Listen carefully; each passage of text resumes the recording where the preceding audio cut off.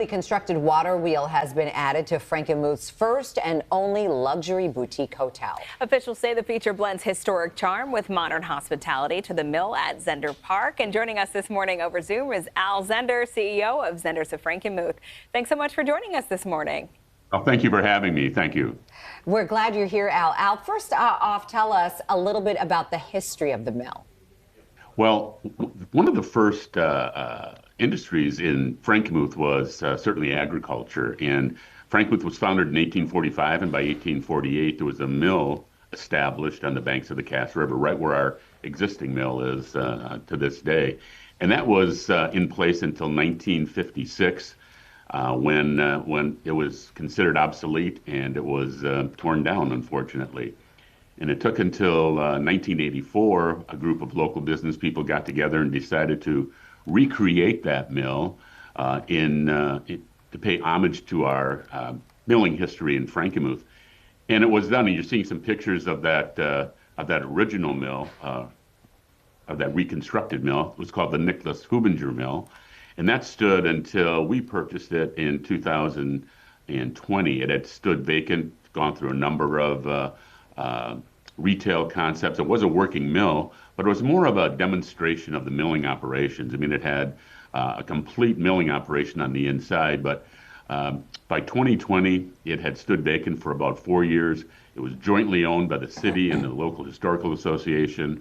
They put it up for sale. It's just 100 yards, maybe south of Zehnder's, our flagship restaurant.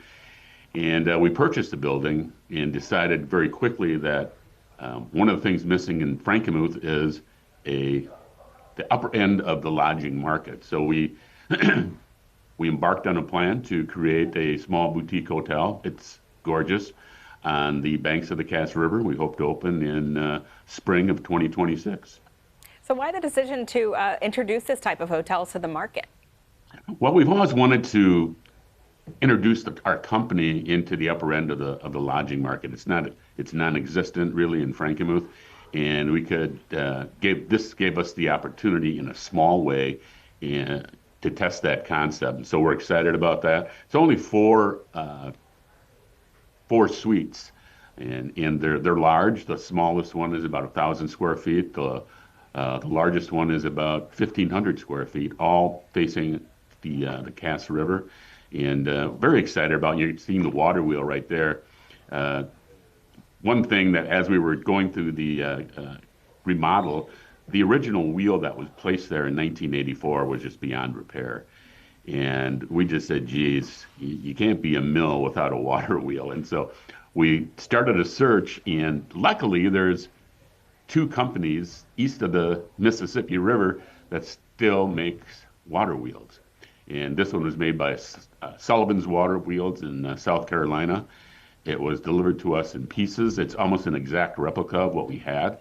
And we're proud to feature that as an iconic symbol of milling operations. When you drive by a building and you see a water wheel, you almost always knew what was going on the inside, and probably some kind of milling operation. It's completely working.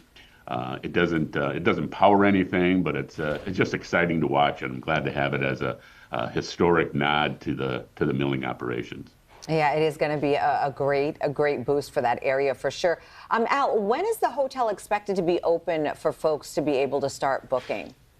We are planning on a late spring 2026 opening, and we're going to open up our booking cycle shortly. We're going to have a soft opening. We're also on the lower level. There's an image of what the rooms, one of the rooms would look like. We'll also have a sort of a speakeasy kind of lounge called the Landmark Lounge. Crafted cocktails and small bites is sort of our focus, not a place to go for a full meal. You can go there, have a drink, and then walk down to Zehnder's and have a full meal if you like. But it's a very... we try to retain as much of the timbers and the look of the mill.